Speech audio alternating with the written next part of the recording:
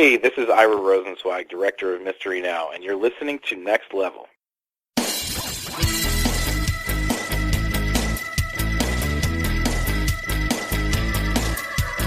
this is TJ Miller. Hey, this is Lucky Yates. Hey there, this is Jimmy Simpson. Hello, this is Brad Sherwood. Hi, this is Claire Coffey. This is Andy Daly. Hey there, this is Kevin Durant. Hi, I'm Chris Parnell. Hey, this is TJ Fine. Hey all, this is David Hoffman. You are listening to Next Level Radio.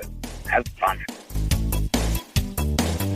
It's time for the Showcast. And now, here they are, those pop culture junkies and your hosts, Ben Beck, Adam Gorey, and Steve Richards.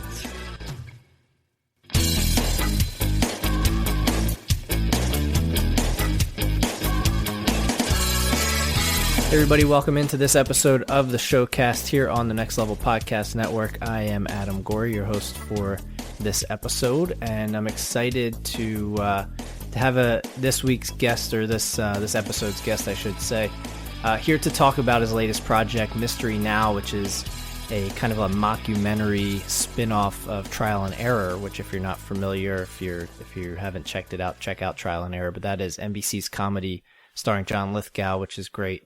And Mystery Now is fantastic. If you remember some of the old, and even some current like mystery type of shows, you'll totally get it. But anyway, I'm here to talk with the producer, director, and editor of Mystery Now, Mr. Ira Rosensweig. How you doing, Ira? I'm doing really well, Adam. How are you? I'm really good. Thanks for joining me. And you are, it's kind of cool. We don't always get to speak to people from our area, but you are a Philadelphia native. Is that right? Yes, I am. I grew up, was born in the Northeast, in Philly, and then grew up in Huntington Valley, right outside the Northeast. Oh, cool. Yeah, so I actually originally from Lansdale and then moved up to the downtown area. So I'm from the burbs, as they say, but totally familiar with the Philly area and everything. Get down there as often as I can. Ben, who is not with us right now, but he lives down in the Drexel Hill area, or at least used to, so always cool to have a Philadelphia person. Do you ever, make it back to the Philadelphia area?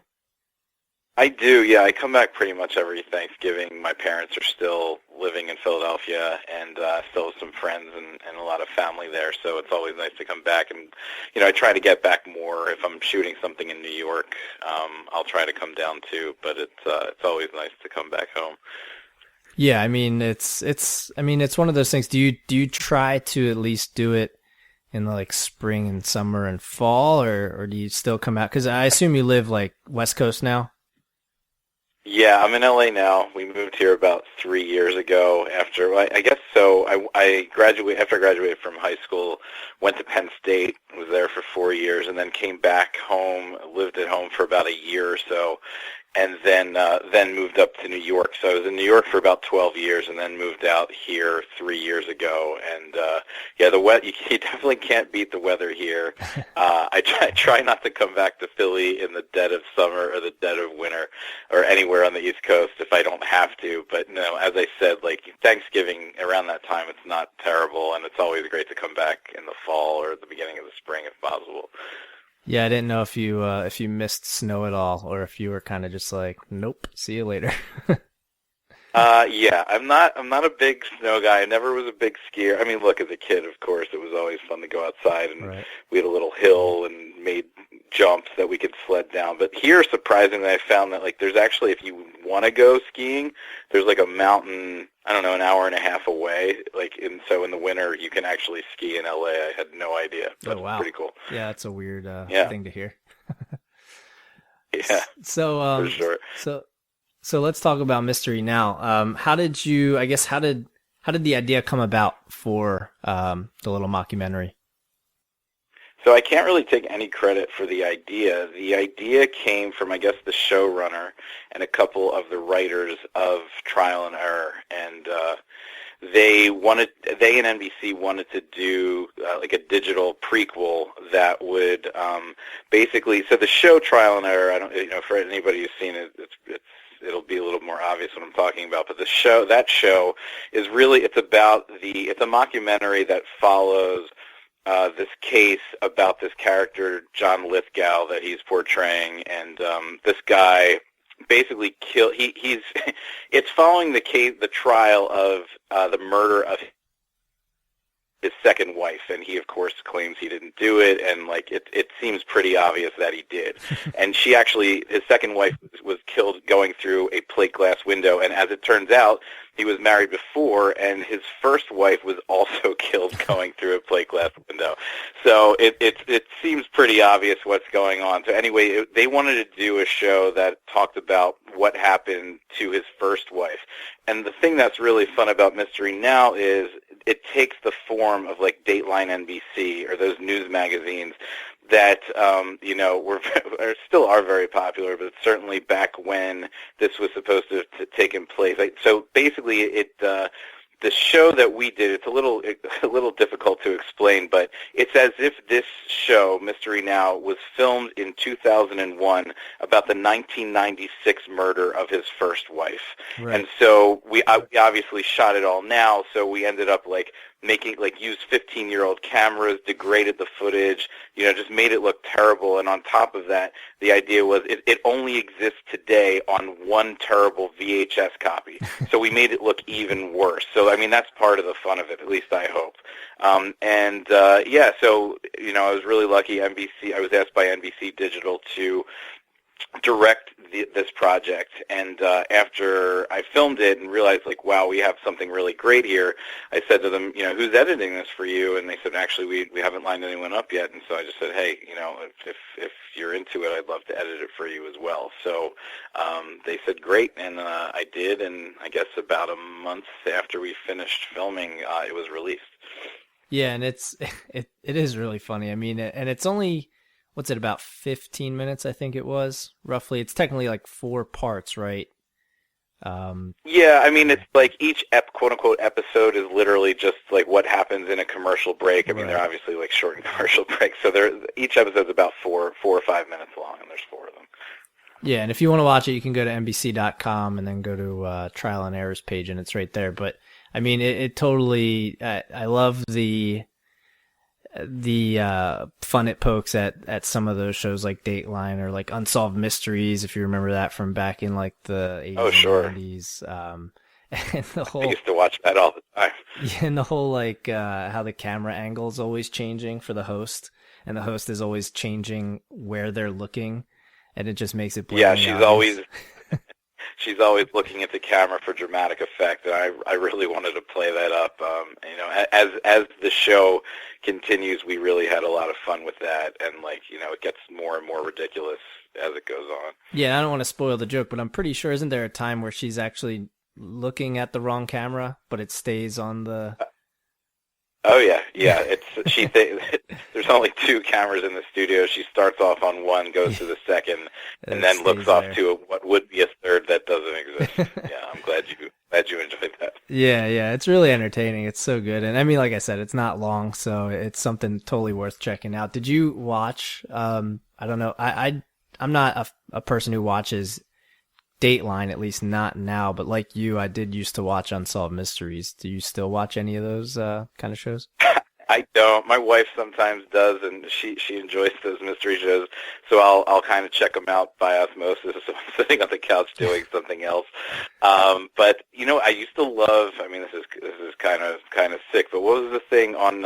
It was. I think it was on Dateline. It was the To Catch a Predator. Yeah. Do you remember that? Yeah. That part of Dateline.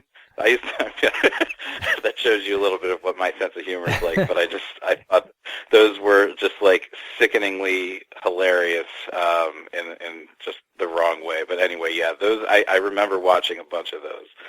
Yeah, and I mean, with shows like that, like I said, I don't really watch them now, but sometimes, you have those nights, either you're on the couch or you're doing whatever, you're on your laptop, you have the TV on in the background, you're watching something, that show ends, a new show comes on, and it happens to be Dateline or something like that. And you just look up to see what it is, and all of a sudden you're sucked in, and sooner or later you end up watching the whole darn show. Oh yeah, totally. I mean, they find a way to make it engrossing, and with the music and the, I hope we did a good job in emulating that. I definitely watched a few segments before we filmed just so I could really get into the groove of what they do, because we really wanted to be as truthful to that format as possible. Absolutely, yeah. And I think it really turned out well. And John Lithgow is one of those people. Obviously he's done all kinds of genres, comedy, drama, sci-fi, all that stuff. But I always remember him from Third Rock from the Sun, which is a comedy. And how natural does that comedic part come to him? I mean, you've directed him obviously at this point. So, I got him after they had filmed the whole show, obviously, and so he was, he just showed up in character. He was amazing. I think the entire series, the entire digital series, took 2 days to film, and we filmed most of it out here, but then we had to film John up in Boston because he was shooting the sequel to Daddy's Home with, I think he was playing Will Ferrell's father, and so... We went to his hotel, kind of set up in the hotel to make it look like it could be a living room, and we had him for about an hour, but we just laughed the whole time. He's such a funny guy and just like a sweet man. He was really great to work with, and he's just a total pro. He nailed them on take one, but we just continue to play with it and do some improv to, find some nuance in the comedy. But he was fantastic. That's awesome. How was that experience? Obviously you said, the editing part of it at least didn't really come until after you were done filming, but how was the experience doing all three, directing, producing, and editing? I end up doing that a lot. I kind of grew up, basically after I graduated from college, and in college, everybody, not everybody, but a lot of people end up, fulfilling, they write, they produce, they direct, they edit their own stuff. So I continued to do so after graduating. So I made a feature documentary that I also produced, directed, and edited. And then I started doing work for MTV Networks and a lot of stuff for Spike TV. And I had a really great boss who, basically let me do full commercial campaigns, fulfilling all those roles. So it's I come at it holistically. I don't, one job kind of bleeds into the other for me. Just to give you an example, being an editor, I usually come to the set knowing, okay, I want to get these shots, and I know that I want to cut them together in this order, and this is where I need to be for a specific moment. And knowing that, the great thing is it kind of allows me to cut down on the amount of coverage that I need to do and just kind of spend more time trying to really make the performances as great as possible and trying different things. So, there are definitely some projects where I'm just the director, but I definitely prefer doing getting as involved as possible and all those things. If you had to pick to direct and let somebody else edit, or let somebody else direct and have you edit, which would you prefer? I would definitely prefer directing and edit and then letting somebody else edit. Okay. However, and there are some really great editors out there, and sometimes they're something with commercials. Most of the time, you shoot the project and you let go of the footage, and you then get it back and see what they did with it. And sometimes it actually works out well, and other times it's incredibly painful because you're like, oh no, this is definitely not the way I envisioned this, and it could be playing so much better if they did X, Y, or Z. But I kind of direct. If I had to choose one thing to do, it would definitely be directing for sure. Okay, and I'm on that note, on that point that sometimes when you get it back, you think it might have been better or it could have been better, I should say. If you had the reins in editing. Maybe you'll agree. I'm kind of curious as to how you feel. I feel like that is really true in comedic directing and editing, whereas dramatic, yes, sure.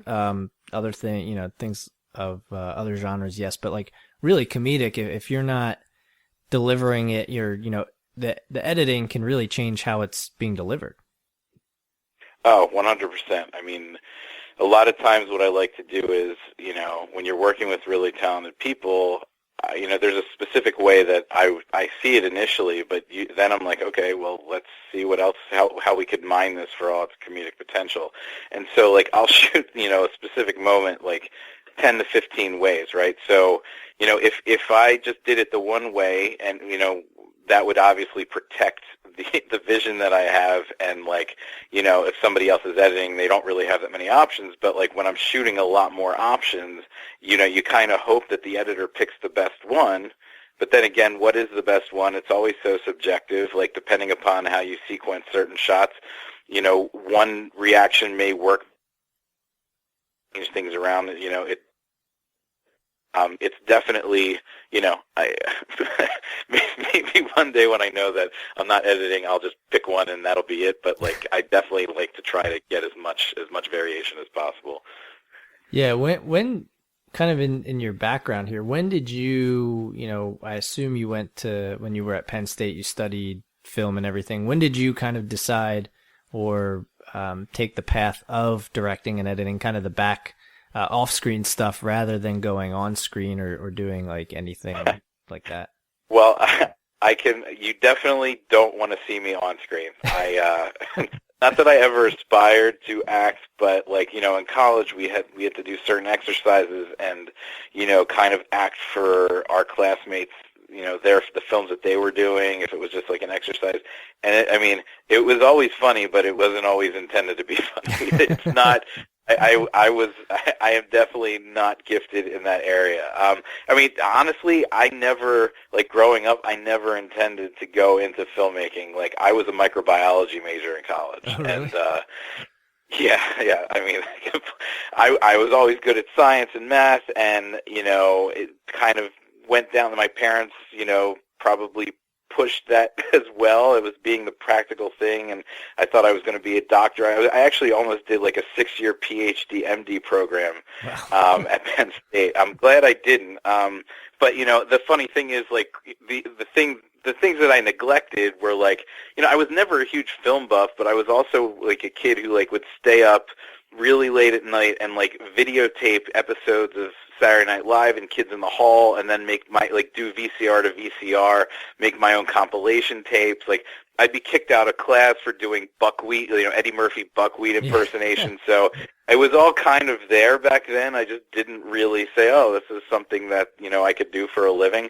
But then I guess it was my sophomore year of college, just on a whim, I was like, you know what, I want to take a film production course. And I was a microbiology major at the time, and I think I probably like skipped organic chemistry for the next 2 months. Like I just fell in love with film and knew that was what I wanted to do. My parents, you know, I was like, I knew that they wouldn't react so favorably, so I think I double majored for a year and then finally said, okay, actually, this microbiology thing is over. But I mean, I still love science.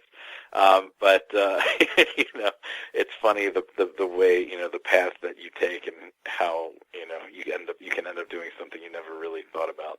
Yeah, that's amazing. And I mean, to even add on to that is not just to move away from microbiology to directing and film, but mostly comedic as well, which are kind of like two of the completely opposite things. Do you plan to, or do you have any interest in other genres as well, or is kind of comedy basically like your wheelhouse and that's kind of what you want to stick to, what you're good at and all that? Well, it's funny, you know, then I got into filmmaking and, like, I never intended to do comedy. Like, I kind of fell ass backwards to that. Like, to give you an example, my senior thesis film at Penn State was about a convicted child molester moving home after he left prison, told from his perspective. So there is not one laugh in the film, at least no intentional laugh. Right. So, you know, every student film is gravely serious. But, yeah, I mean, I never really even considered making comedies. And then I made, you know, after graduating, I made a feature documentary and was just kind of, like, looking for the fastest job I could get after that, because I was working on it for, like, 2.5 years. And a friend of mine got me a job producing and editing some stuff for Spike TV. And so there was a project that I said, hey, I said, do you mind if I rewrite this script? And I turned it into something that was funny, and they said, well, wait a minute, this was going to be a clip spot.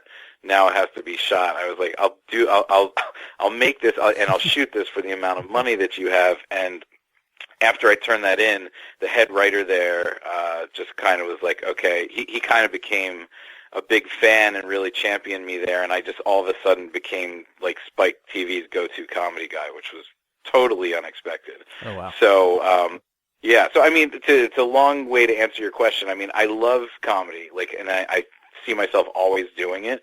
And especially, I mean, the other thing is, like, unfortunately, after I made that documentary I was telling you about, like, everybody's like, oh, you're a documentary guy. And I was like, no, I just made a documentary. I'm a filmmaker. I want to try a lot of different genres, and I'm experiencing that because everybody's like, oh, you're the funny guy. And I'm like, well, I definitely want to do a lot of other things. I think when I always hoped, when I was in school, I was like, I'm going to graduate, and all of a sudden I'm going to be like the next Paul Thomas Anderson. I mean, I think he had made like Magnolia at the time, and like that was the kind of stuff I wanted to make, and I still do. But I think if you ask me now, I definitely want to kind of combine the comedy and drama and do stuff like things like, say, like a David O. Russell would make, or, like Transparent, or something like that in terms of a TV show where there's definitely a lot of comedy, but it's not like joke dependent, and there's a real heart, and it's getting at something, really interesting. Like, that's the kind of stuff I ultimately would love to make. Yeah, not like a bunch of little one-liners and everything like that, like something with a little more depth. For sure. I mean, honestly, like, people say comedy is hard. I mean, I'm lucky in that it kind of comes easier to me, but, you can look at a script and, there's like 5 jokes on this page, and it's like, you got to make sure they all hit. It would be nice to kind of do something differently, in drama where, like, you're just kind of, there's no right way to do it. Right. That, the scene's got to go a certain way and try to hit a certain emotion, but there's like, it's funny because in comedy, if it works or it doesn't work, and I just feel like it would be nice to relieve the pressure of that a little bit. But I love making comedy. Don't get me wrong. Well, one more thing before I let you get going. I saw, at least it says it's IMDb. Take it for what it is. Sometimes it's right, sometimes it's wrong. But it has you listed as the director for Headcase, which it says is in pre-production. What is that accurate? And what's that about, when it's coming out, things like that? Pre-production's probably a little bit optimistic. You could call it pre-production. Basically, that's a really funny movie that my friend Peter Hoare wrote. He's actually a writer on Kevin Can Wait. And the premise of the movie is it's basically 2 guys who meet in like group therapy. One of them is an obsessive compulsive germaphobe, and the other is like an unrepentant sex addict. And through a crazy set of circumstances, it's kind of like a crazy buddy comedy where they end up on the run from the cops and the mob because they've come into possession of a mob boss's severed head in a bowling ball bag, I should say.